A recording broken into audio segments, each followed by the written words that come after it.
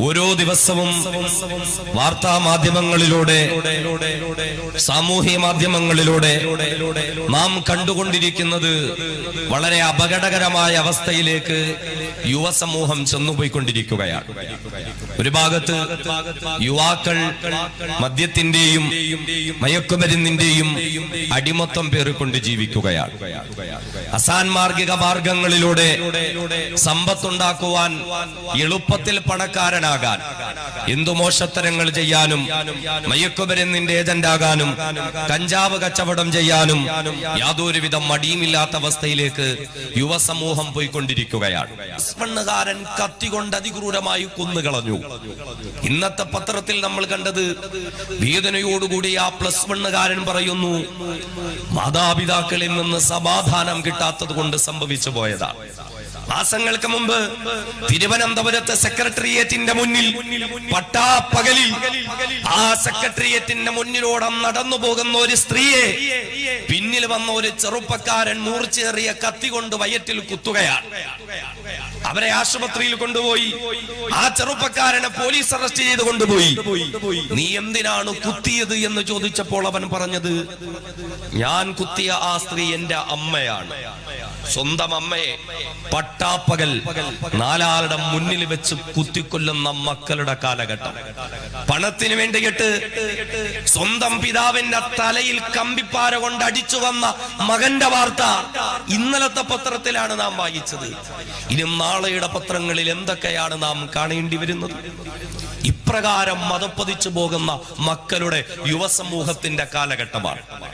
കുറ്റങ്ങൾ പലത് നമുക്ക് പറയാനുണ്ട്. അവരുടെ കൂട്ടുകെട്ട്, അവരുടെ സാഹചര്യം, വർത്തമാന കാലഘട്ടമൊക്കെ മോശമായതുകൊണ്ട് എന്റെ മകനും മോശമായെന്ന്, എന്റെ മകളും മോശമായെന്ന് ഓരോ മാതാപിതാക്കളും വിധി എഴുതുമ്പോൾ നാം ചിന്തിക്കേണ്ടത് 14ഉം 15ഉം വയസ്സുള്ള ചെറുപ്പക്കാരെ, സ്കൂൾ കുട്ടികളെയാണ് മയക്കുമരുന്നിന്റെ പൊതികളുമായി പിടികൂടപ്പെടുന്നത് എങ്കിൽ, കഞ്ചാവിന്റെ പൊതിക്കെട്ടുകളുമായി ഏജന്റുമാരായി ജോലി ചെയ്യുന്ന കൊച്ചുകുട്ടികളെയാണ് പിടിക്കുന്നതെങ്കിൽ, കാലഘട്ടത്തെ പഴി പറയുന്ന, കൂട്ടുകെട്ടിനെ പഴി പറയുന്ന, സാഹചര്യത്തിന്റെ സമ്മർദ്ദങ്ങളാണ് എന്ന് വിധി പറയുന്ന മാതാപിതാക്കളോടൊന്ന് ചോദിക്കാനുള്ളത്, എങ്കിൽ 15 വർഷം ഏതൊരു മാതാവിന്റെയും പിതാവിന്റെയും മടിത്തട്ടാകുന്ന വിദ്യാലയത്തിലാണോ ഈ മക്കൾ വളർന്നു വന്നത്?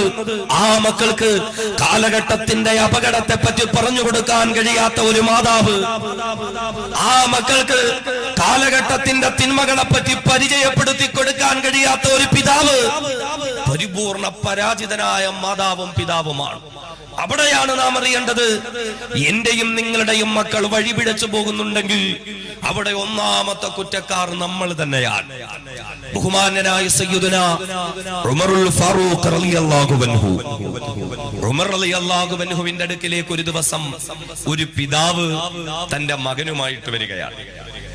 ഒരു വാപ്പ തന്റെ, നമ്മുടെയൊക്കെ അത്താണല്ലേ, എനിക്ക് വാപ്പാന്നേ വായിൽ വരുവുള്ളൂ, അതുകൊണ്ട് അത് അത്തായിട്ടങ്ങ് കരുതിയാ മതി എല്ലാവരും. ഒരത്ത തന്റെ മകനുമായിട്ട് വരികയാ ഉമർ റളിയല്ലാഹു അൻഹുവിന്റെ മുന്നിലേക്ക്. എന്നിട്ട് പറഞ്ഞു, ഉമർ തങ്ങളെ, എന്റെ മോൻ, താങ്കൾ ഇവനെ ഒന്ന് ഉപദേശിക്കണം. നമ്മളൊക്കെ പള്ളിയിൽ ഉസ്താദിന്റെ അടുത്തേക്ക് മക്കളെ കൊണ്ടുവരും, അല്ലെങ്കിൽ വെള്ളിയാഴ്ച ജുമായ്ക്ക് കുറച്ച് നേരത്തെ എത്തി ഉസ്താദിനോട് പറയും, ഉസ്താദേ, മാതാപിതാക്കളെ അനുസരിക്കുന്ന കാര്യമൊക്കെ ഒന്ന് ജുമായ്ക്ക് പറയണേ. എന്താ കാര്യം, എന്താ കാര്യം? 18 വയസ്സുണ്ട്, മോനിപ്പോ അനുസരണയില്ല, മകൾക്ക് അനുസരണയില്ല, യാതൊരുവിധ സ്നേഹവും ബഹുമാനവും ഇല്ല. ഇതുപോലെ ഉമർ റളിയല്ലാഹു അൻഹുവിന്റെ മുന്നിലേക്ക് ഒരു പിതാവ് തന്റെ മകനുമായി വന്നിട്ട് ഒരു പരാതി പറയാ, ഉമർ തങ്ങളെ, എന്റെ മോനെ ഒന്ന് ഉപദേശിക്കണം, എന്റെ മോനെ ഒന്ന് ഉപദേശിക്കണം. അനുസരണയില്ലാത്തവനാണിവൻ, സൽസ്വഭാവമില്ലാത്തവനാണിവൻ, മാതാപിതാക്കളെ കുറ്റപ്പെടുത്തുന്നവനാണിവൻ, സ്വന്തം മാതാപിതാക്കളെ വേദനിപ്പിക്കുന്നവനാണിവൻ. അതുകൊണ്ട് ബഹുമാന്യനായ ഉമർ തങ്ങളെ, എന്റെ മകനെ താങ്കളൊന്ന് ഉപദേശിക്കണം. ഉമർ തങ്ങളെ, നൂറ്റാണ്ടുകൾക്ക് മുമ്പ് സയ്യിദനാ ഉമറുൽ ഫാറൂഖ് റളിയല്ലാഹു അൻഹുവിന്റെ സമക്ഷത്തിൽ പ്രിയപ്പെട്ട പൊന്നുമോനുമായി കടന്നു വന്നിട്ടൊരു പിതാവ് തന്റെ മകനെ പറ്റി നൂറുകണക്കിന് പരാതികളെ വിളിച്ചു പറയുകയാ.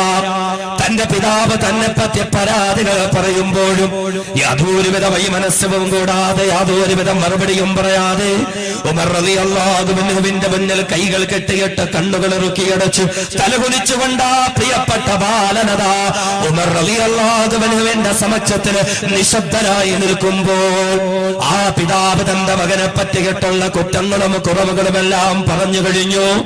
എല്ലാം കഴിഞ്ഞിട്ട് സയ്യിദുനാ ഉമർ റളിയല്ലാഹു അൻഹു ആ മകനോട് സംസാരിക്കാൻ തുടങ്ങുമ്പോൾ ഉമർ റളിയല്ലാഹു അൻഹു ആ മകന്റെ മനഃശാസ്ത്രം അറിഞ്ഞുകൊണ്ട് അവനെ കൗൺസിലിന് വിധേയനാക്കാൻ തുടങ്ങുമ്പോൾ ആ ചെറുപ്പക്കാരനായ പൊന്നുമോൻ ഉമർ റളിയല്ലാഹു അൻഹുവിനോട് പറയുന്നു, ഉമർ തങ്ങളേ, എന്റെ പിതാവ് പറഞ്ഞത് 100% ശരി തന്നെയാ ഉമർ തങ്ങള്. എന്റെ വാപ്പ പറഞ്ഞത് ശരി തന്നെയാ ഉമർ തങ്ങള്. ഞാൻ അനുസരണയില്ലാത്ത മകനാ, ഞാൻ സൽസ്വഭാവമില്ലാത്ത മകനാ, എന്റെ മാതാപിതാക്കളെ വേദനിപ്പിക്കുന്നവനാണ് ഞാൻ, മോശ കൂട്ടുകെട്ടുകളുള്ളവനാണ് ഞാൻ, ചീത്ത വിളിക്കുന്നവനാണ് ഞാൻ, എന്നിൽ നിന്ന് പറയാൻ യാതൊരുവിധ സൽസ്വഭാവങ്ങളുമില്ല. എന്റെ പിതാവ് പറഞ്ഞത് 100% ശരി തന്നെയാ. ഒരു കള്ളവും എന്റെ പിതാവ് എന്നെ പറ്റി പറഞ്ഞെന്ന് എനിക്ക് പരാതിയില്ല. എന്നാലും ബഹുമാനനായ ഉമർ തങ്ങളേ, ഒരു മകനെന്ന നിലയിൽ എന്നെ പറ്റിയിട്ട് എന്റെ പ്രിയപ്പെട്ട പിതാവ് പരാതി പറഞ്ഞെങ്കില്, ഞാൻ ദുസ്വഭാവക്കാരനാണെന്ന് പരാതി പറഞ്ഞെങ്കില്, ഞാൻ മോശക്കാരനാണെന്ന് പരാതി പറഞ്ഞെങ്കിൽ ബഹുമാനനായ ഉമർ തങ്ങളേ, ഞാനൊന്ന് ചോദിച്ചു കൊള്ളട്ടെ ഉമർ തങ്ങള്, എന്നെ പറ്റി പരാതി പറഞ്ഞ എന്റെ പ്രിയപ്പെട്ട വാപ്പ, എന്നെ പറ്റിയിട്ട് ഞാൻ മോശക്കാരനാണെന്ന് പറഞ്ഞ പിതാവുണ്ടല്ലോ, ബഹുമാനനായ ഉമർ തങ്ങളെ, ഞാനൊന്ന് ചോദിച്ചു കൊള്ളട്ടെ, ഒരു പിതാവെന്ന നിലയില് മകനായ ഞാൻ സൽസ്വഭാവിയായി വളരാൻ, ഞാൻ മോശക്കാരനായി തീരാതിരിക്കാൻ, ഞാനൊരു സ്വാലിഹായി മാറുന്നതിന് വേണ്ടി എന്റെ പ്രിയപ്പെട്ട പിതാവ് എന്നോട് പൂർത്തീകരിക്കേണ്ട കടമകൾ എന്തൊക്കെയാ ഉമർ തങ്ങളെ? എന്റെ വാപ്പയ്ക്ക് എന്നോടുള്ള കടമകൾ എന്തൊക്കെയാ? ഏത് നിലയിൽ വളർത്തിയാലാണ് ഞാൻ നന്നാവുന്നത് ഉമർ തങ്ങളെ? അതുകൊണ്ട് ഉമർ തങ്ങളെ, എന്റെ വാപ്പയ്ക്ക് എന്നോടുള്ള കടമകൾ തങ്ങളൊന്ന് പറയുമ്പോ മഹാനായ ഉമർ ഫാറൂഖ് റളിയല്ലാഹു അൻഹു പറഞ്ഞു തുടങ്ങുകയാ. ആ മകനോട് ഉമർ റളിയല്ലാഹു അൻഹു പറയുകയാ, ഒരു മകൻ നല്ലവനായി തീരണമെങ്കിൽ, സൽസ്വഭാവിയായ മകനായി തന്റെ മകൻ വളർന്നു വരണമെങ്കിൽ, ഒരു പിതാവ് തന്റെ മകനോട് ചെയ്യേണ്ടെന്ന കടമകടപ്പാടുകളിൽ ഒന്നാമത്തെ കടമ എന്തെന്നറിയുമോ? അയ്യം തഖിയ ഉമ്മഹു, അവനെ പോറ്റി വളർത്തുന്ന അവന്റെ പ്രിയപ്പെട്ട ഉമ്മ. ഏതൊരു മാതാവിന്റെ മടിത്തട്ടിൽ കടന്നുകൊണ്ടാണോ പ്രിയപ്പെട്ട പൊന്നുമോന് വളർന്നു വരുന്നത്, ഏതൊരു മാതാവാണോ മകന് സൽസ്വഭാവം പകർന്നു കൊടുക്കേണ്ടുന്നത്, ഏതൊരു മാതാവാണോ മകന് ഇസ്ലാമിക സംസ്കാരം പകർന്നു കൊടുക്കേണ്ടുന്നത്, ഏതൊരു മാതാവാണോ തന്റെ പ്രിയപ്പെട്ട മകന് നല്ല സംസ്കാരങ്ങളെ പഠിപ്പിച്ചു കൊടുക്കേണ്ടുന്നത്, അങ്ങനെയുള്ള അവന്റെ പ്രിയപ്പെട്ട ഉമ്മ അയ്യം തഖിയ ഉമ്മഹു, അവന്റെ ഉമ്മയെ നല്ലവളാക്കി മാറ്റുക. ഒരു പിതാവിന് തന്റെ മകനോടുള്ള ഒന്നാമത്തെ കടമ അവന്റെ ഉമ്മയെ നല്ലവളാക്കി മാറ്റുക, അവന്റെ ഉമ്മയെ ദീനീ സംസ്കാരമുള്ളവളാക്കി മാറ്റുക. രണ്ടാമത് വീണ്ടും ഉമറുൽ ഫാറൂഖ് റളിയല്ലാഹു അൻഹു പറയുകയാ, ഒരു പിതാവിന് തന്റെ മകനോടുള്ള പ്രധാനപ്പെട്ട രണ്ടാമത്തെ കടമ അയ്യുഹസ്സിന ഇസ്മഹു, നല്ല പേര് ചൊല്ലി വിളിക്കുക, നല്ല അർത്ഥമുള്ള പേര് വിളിക്കുക, മുൻഗാമികളായ മഹത്തുക്കളുടെ സ്വാലിഹീങ്ങളുടെ പേര് വിളിക്കുക. മൂന്നാമതൊരു പിതാവിന് തന്റെ മകനോടുള്ള പരമപ്രധാനമായ കടമയാണ് വഅയ്യുഅല്ലിമഹുൽ കിതാബ്, അല്ലാഹുവിന്റെ ഖുർആൻ പഠിപ്പിക്കുക, ദീനീ വിദ്യാഭ്യാസം കൊടുക്കുക, ദീനീയായ മര്യാദകൾ പഠിപ്പിക്കുക.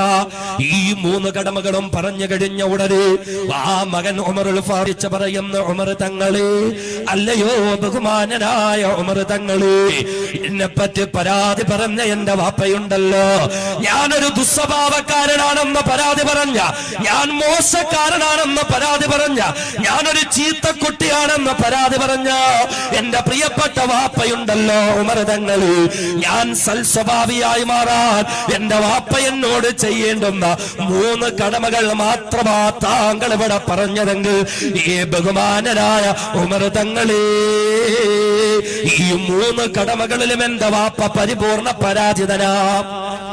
ഈ 3 കാര്യങ്ങളും എന്റെ പിതാവ് എന്നോട് പൂർത്തീകരിച്ചിട്ടില്ല. ഒന്നാമതായി എന്റെ പിതാവിന് എന്നോടുള്ള കടമ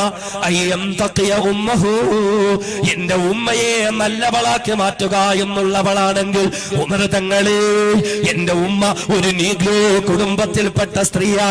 അവരിൽ നിന്നും നന്മകളൊന്നും ഞാൻ പഠിച്ചിട്ടില്ല. അവരിൽ നിന്ന് നല്ല സംസ്കാരം എനിക്ക് പകർന്നു നൽകപ്പെട്ടിട്ടില്ല. അവരിൽ നിന്ന് സൽസ്വഭാവത്തിന്റെ പൂർത്തീകരണം എനിക്ക് നൽകപ്പെട്ടിട്ടില്ല. അതുകൊണ്ട് എന്നോടുള്ള ഒന്നാമത്തെ കടമയിൽ തന്നെ എന്റെ പിതാവ് പരിപൂർണ പരാജിതനാ ഉമർ തങ്ങളെ. രണ്ടാമത് എന്റെ പിതാവിന് എന്നോടുള്ള കടമ നല്ല പേര് ചൊല്ലി വിളിക്കലാണെങ്കിലോ അവിടെയും എന്റെ വാപ്പ പരാജയപ്പെട്ടു പോയി. ഉമർ തങ്ങളെ, എന്റെ വാപ്പ എന്നെ വിളിക്കുന്ന പേര് കരിവണ്ട് എന്നർത്ഥം വരുന്ന പേരാണ്. കരിവണ്ട് എന്ന അറബി പദമായ എന്റെ വാപ്പ എന്നെ വിളിക്കുന്നത്. നല്ല പേരിടുന്ന കാര്യത്തിലും എന്റെ പിതാവ് പരാജയപ്പെട്ടു പോയി. മൂന്നാമത് എന്റെ പിതാവിന് എന്നോടുള്ള കടമ അല്ലാഹുവിന്റെ ഖുർആൻ പഠിപ്പിക്കലാണെങ്കിലും ദീനീ വിദ്യാഭ്യാസം നൽകലാണെങ്കിലും അവിടെയും എന്റെ പിതാവ് പരാജയപ്പെട്ടു പോയി. നാളുന്നവരെ എനിക്ക് ദീനിയായ വിദ്യാഭ്യാസം എന്റെ പിതാവ് നൽകിയിട്ടില്ലല്ലോ. ആ മകൻ ഉമർ റളിയല്ലാഹു അൻഹുവിനോട് തന്റെ പിതാവ് തന്നോടുള്ള കടമകൾ പൂർത്തീകരിച്ചിട്ടില്ല എന്ന് പറയുമ്പോൾ ഉമർ റളിയല്ലാഹു അൻഹുവിന്റെ ശരീരം ചൂടുകൊണ്ട് വിറയ്ക്കുകയാണ്. അവിടുത്തെയുടെ ശരീരം അതാ കോപം കൊണ്ട് ചുമക്കുകയാ. അവിടുത്തെയുടെ കണ്ണുകൾ ചുമക്കുകയാ. ബഹുമാനനായ സയ്യിദുനാ ഉമറുൽ ഫാറൂഖ് റളിയല്ലാഹു അൻഹു ആ പിതാവിനെ നോക്കിയിട്ട് ഗർജിക്കാൻ തുടങ്ങിയ മനുഷ്യ, നിങ്ങൾ നിങ്ങളുടെ മകനെ പറ്റി എന്നോട് പരാതി പറഞ്ഞെങ്കിൽ അവൻ ദുസ്വഭാവിയാണെന്ന്, അവനൊരു ചീത്തക്കാരനാണെന്ന്, അവനൊരു മോശപ്പെട്ടവനാണെന്ന് നിങ്ങളുടെ മകനെ പറ്റി നിങ്ങൾ പരാതി പറഞ്ഞെങ്കിൽ ഇവിടെ കുറ്റക്കാരൻ നിങ്ങളുടെ മകനല്ല, ഇവിടെ കുറ്റക്കാരൻ നിങ്ങൾ തന്നെയാ. നിങ്ങളുടെ മകന് സൽസ്വഭാവിയാകാനുള്ള സാഹചര്യങ്ങൾ നിങ്ങൾ സൃഷ്ടിച്ചു കൊടുക്കാത്തതിന്റെ പേരിൽ, നിങ്ങളുടെ മകനൊരു സാലിഹായി മാറാനുള്ള സംവിധാനങ്ങൾ ഒരുക്കി കൊടുക്കാത്തതിന്റെ പേരിൽ നിങ്ങളുടെ മകന് മോശപ്പെട്ടു പോയെങ്കിൽ നിങ്ങൾ തന്നെയാണ് കുറ്റക്കാരനെന്ന് ബഹുമാനനായ സയ്യിദുനാ ഉമറുൽ ഫാറൂഖ് റളിയല്ലാഹു അൻഹു ആ പിതാവിനോട് മറുപടി പറഞ്ഞെങ്കിൽ ഇന്ന് വിനീതന്റെ ശബ്ദം കേൾക്കുന്ന മങ്ങാരത്തെ പ്രിയപ്പെട്ട സഹോദരങ്ങള്, സഹോദരിമാര്, പരിസര പ്രദേശങ്ങളിൽ നിന്ന് പോലും വന്നിരിക്കുന്ന എന്റെ പ്രിയപ്പെട്ട സഹോദരങ്ങളെ ചിന്തിക്കുക. പരാതിയുണ്ടോ? മകന്റെ ദുസ്വഭാവത്തെ പറ്റി പരാതിയുണ്ടോ? മകളുടെ അനുസരണക്കേടിനെ പറ്റി പരാതിയുണ്ടോ? എങ്കിലും ചിന്തിക്കണേ. ആ മക്കളെ സൽസ്വഭാവികളായി മാറാനുള്ള സംവിധാനങ്ങൾ ഒരുക്കി കൊടുക്കാൻ സാധിച്ചിട്ടുണ്ടോ? അവർ സാലിഹീങ്ങളാകാനുള്ള സാഹചര്യങ്ങൾ സൃഷ്ടിച്ചു കൊടുക്കാൻ എനിക്ക് കഴിഞ്ഞിട്ടുണ്ടോ? അങ്ങനെ കഴിയാത്ത മാതാപിതാക്കൾ തന്നെയാ തങ്ങളുടെ മക്കളെ വഴിപിഴപ്പിച്ച് കളയുന്നതെന്ന് ബഹുമാനനായ സയ്യിദുനാ ഉമറുൽ ഫാറൂഖ് റളിയല്ലാഹു അൻഹു. ഈ ഒരു ഹദീസ് മുന്നിൽ വെച്ച് നമ്മുടെ ചർച്ചകൾ മുന്നോട്ടേക്ക് പോകണം. എന്തുകൊണ്ടാണ് മക്കൾ വഴിപിഴച്ചു പോകുന്നത്? നമുക്കൊക്കെ പരാതിയാണ്. നമുക്ക് പരാതിയാ. മകൻ അനുസരണയില്ല, മകൾക്ക് അനുസരണ, എപ്പോഴും ഫോണിൽ കളിയാണ്, ഒരു ജീവിതത്തിനൊരു ഗൗരവമില്ല. എന്താ ചെയ്യാ? പരാതിയാ.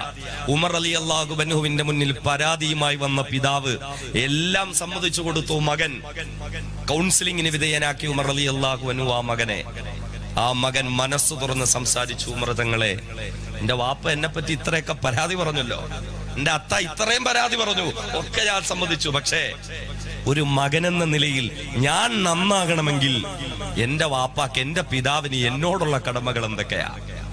നമ്മൾ അങ്ങനെ ഒന്ന് ചിന്തിച്ചിട്ടുണ്ടോ? നമ്മുടെ മക്കൾക്ക് വസ്ത്രം കൊടുക്കുന്നുണ്ട്, ഭക്ഷണം കൊടുക്കുന്നുണ്ട്, സൗകര്യങ്ങൾ കൊടുക്കുന്നുണ്ട്, മുറിയിൽ AC ഫിറ്റ് ചെയ്ത് കൊടുക്കുന്നുണ്ട്, മൊബൈൽ കൊടുക്കുന്നുണ്ട്, ലാപ്ടോപ്പ് കൊടുക്കുന്നുണ്ട്, അതിലുമൊക്കെ വലുത് സർവ്വസ്വാതന്ത്ര്യം കൊടുക്കുന്നുണ്ട്. എന്നാൽ ആ മക്കൾ സൽസ്വഭാവികളായി തീർക്കേണ്ടുന്ന ബാധ്യത മാതാപിതാക്കളുടെ ഭാഗത്ത് നിന്നാണെന്ന ചിന്തയോടുകൂടി അവരോടുള്ള കടമകളെ പൂർത്തീകരിക്കാൻ നമുക്ക് സാധ്യമായിട്ടുണ്ടോ? ഒന്നാമത്തെ കടമ എന്താ? എന്തൊക്കെ ഉമ്മഹു, വീട്ടിൽ ഉമ്മ നന്നായാലേ മക്കള് നന്നാവുള്ളൂ. ഉമ്മ നന്നാകുമ്പോഴാ മക്കളെ നന്നാകുന്നത്. സ്കാരമുള്ള ഉമ്മയാണെങ്കിൽ, ഖുർആൻ ഓതുന്നവളാണ് മാതാവെങ്കിൽ, ദീനിയായ ചിട്ടവട്ടങ്ങൾ ഉൾക്കൊണ്ട് ജീവിക്കുന്നവളാണ് ഒരു മാതാവെങ്കിൽ, സൽസ്വഭാവമുള്ളവളാണ് ഒരു വീട്ടിലെ മാതാവെങ്കിൽ, മക്കളും അങ്ങനെയാകും. അതല്ല, സന്ധ്യാസമയത്ത് നിസ്കാരവും ഇല്ല, ഖുർആനും ഇല്ല, ഇബാദത്തും ഇല്ല, ചന്ദനമഴയുടെ മുമ്പിലാണ് ഉമ്മ ഇരിക്കുന്നെങ്കിൽ മക്കളും ആ കൂട്ടത്തിലായിരിക്കും ഉണ്ടായിരിക്കുന്നത്. ഉമ്മ റിയാലിറ്റി ഷോയുടെ മുന്നിലാ. ഉമ്മ ഇങ്ങനെ എപ്പോഴും മൊബൈലിൽ ഇങ്ങനെ കുത്തി ഇരിക്കുക, സമയമില്ല എങ്കിൽ മക്കളും ആ കോലത്തിലാകും. വീട്ടിലും മക്കള് നന്നാകണമെങ്കിൽ ആദ്യം ഉമ്മ നന്നാകണം. ഉമ്മ നന്നാകണം. നമ്മുടെ മക്കളെ നല്ലവരായി വളർത്തിക്കൊണ്ടുവരാൻ നമുക്ക് കഴിയണം. നമ്മുടെ മക്കളെന്ന് പറഞ്ഞാൽ എന്താ? പടച്ചതമ്പുരാൻ നമുക്ക് കനിഞ്ഞെറിയ സമ്മാനങ്ങളാണ് നമ്മുടെ സന്താനങ്ങൾ. ഇന്ന ഔലാദക്കും ഹിബത്തുല്ലാ. സന്താനങ്ങൾ എന്നാൽ അള്ളാഹുവിന്റെ സമ്മാനങ്ങളാണ്. ആ മഹത്വത്തോടു കൂടി കാണണം. ഇന്നത്തെ ദിവസം നവംബർ 14 ശിശുദിനമാണ്. ശിശുക്കളെ ഒരുപാട് സ്നേഹിച്ചിരുന്ന ജവഹർലാൽ നെഹ്റു അദ്ദേഹത്തിന്റെ സ്മരണകളൊക്കെ ഉയർത്തിക്കൊണ്ട് ശിശുദിനമായി ആചരിക്കുന്ന ഒരു ദിവസമാണ്. എന്നാൽ നമ്മൾ അറിയണം, നൂറ്റാണ്ട് 14 മുമ്പ് 6-ാം നൂറ്റാണ്ടിലെ അറബികളില്ലയോ? മനുഷ്യത്വം എന്ന തൊട്ടറിഞ്ഞിട്ടില്ലാത്ത 6-ാം നൂറ്റാണ്ടിലെ അറബികളില്ലയോ? വഇദാ ബുശ്ശിറ അഹദുഹും ബിൽ ഉൻസാ مسودا وهو كظيم يتوارى من القوم من سوء ما بشر به أيمسكه على هون أم يدسه في التراب. വീടിന്റെ അകത്തളങ്ങളിൽ പ്രിയപ്പെട്ട ഭാര്യ പ്രസവിച്ചത് പെൺകുഞ്ഞാണെന്നറിഞ്ഞാൽ വീട്ടിന്റെ മുൻഭാഗത്തുള്ളതായ തൊഴുത്തിൽ കഴുത പ്രസവിച്ച സന്തോഷം പോലുമില്ലാതെ തന്റെ ഭാര്യ പ്രസവിച്ച പെൺകുഞ്ഞിന് കഴുത്ത് ഞെരിച്ചു കൊന്നിരുന്ന 6-ാം നൂറ്റാണ്ടിലെ അറബികളില്ലയോ? ആ പിഞ്ചുകുഞ്ഞിനെ, മുലപ്പാലിന്റെ മറുമണം മാറാത്ത പിഞ്ചുകുഞ്ഞിന് മാതാവിന്റെ മാറിടത്തിൽ നിന്ന് മാറ്റിയെടുത്തു കൊണ്ടുപോകുന്ന മൃഗതുല്യരായിരുന്ന മനുഷ്യരില്ലയോ? മക്കയിലെ മരിമണ്ണ് മാറ്റിയിട്ട് കുഴിമാന്തിയിട്ട് ആ മക്കളെ അതിലേക്കും മൂടിയിട്ട് കൊന്നുകളഞ്ഞ 6-ാം നൂറ്റാണ്ടിലെ അറബികളുടെ മുന്നിലേക്ക് കുഴിച്ചു മൂടപ്പെട്ട മക്കളോട് നാളെ വിചാരണ ദിവസം പടച്ചവൻ ചോദിക്കുന്നതാ എന്ന് പറഞ്ഞു കുഴിച്ചു മൂടപ്പെടുന്ന ശിശുക്കൾക്ക് വേണ്ടി ലോക ചരിത്രത്തിൽ ആദ്യമായി ശബ്ദമുയർത്തിയ അല്ലാഹുവിന്റെ പ്രിയപ്പെട്ട റസൂൽ മുത്തളി മുഹമ്മദ് മുസ്തഫ സല്ലല്ലാഹു അലൈഹി വസല്ലമ തങ്ങളാ പഠിപ്പിക്കുന്നത്, ഇന്ന ഔലാദകും ഹിബത്തുല്ലാഹ്. ഈ മാതാപിതാക്കളെ പടച്ച തമ്പുരാൻ നിങ്ങൾക്ക് തന്ന സമ്മാനങ്ങളാ നിങ്ങളുടെ സന്താനങ്ങൾ എന്ന് പറയുന്നത്. അല്ലാഹു തന്ന സമ്മാനങ്ങളാ സന്താനങ്ങൾ എന്ന് പറഞ്ഞ ആ നിലയിൽ കൈകാര്യം ചെയ്യണം. ആ നിലയിൽ കൈകാര്യം ചെയ്യണം. യാ അയ്യുഹല്ലദീന ആമനു, വിശ്വാസികളെ, ലാ തുൽഹികും അംവാലുകും വലാ ഔലാദുകും അൻ ദിക്രില്ലാഹ്. സമ്പത്തിന്റെയും സന്താനങ്ങളുടെയും പേരിൽ അള്ളാനെ അങ്ങ് മറന്നുകളയല്ലേ. ഇതൊക്കെ പടച്ചവൻ നിങ്ങൾക്ക് തരുന്നതാ. പടച്ചവൻ നിങ്ങൾക്ക് തരുന്നതാ. നിങ്ങൾ മക്കളെ വിഷയത്തിൽ പടച്ചോനെ മറന്നുപോയാ ഖേദിക്കേണ്ടി വരും, നിങ്ങൾ ബുദ്ധിമുട്ടേണ്ടി വരും, നിങ്ങൾ കഷ്ടപ്പെടേണ്ടി വരും നിങ്ങൾ. അതുകൊണ്ട് അള്ളാഹുവിനെ നിങ്ങൾ മറന്നു കളയരുത്. സന്താനങ്ങളെ വളർത്തുമ്പോ നമ്മുടെ സന്താനങ്ങൾ സ്വാലിഹീങ്ങളാകണം. എങ്ങനാ സ്വാലിഹീങ്ങളാകുന്നത്? എത്ര വയസ്സാകുമ്പോഴാ മക്കളെ സ്വാലിഹീങ്ങളാക്കാൻ പരിശ്രമിക്കേണ്ടത്?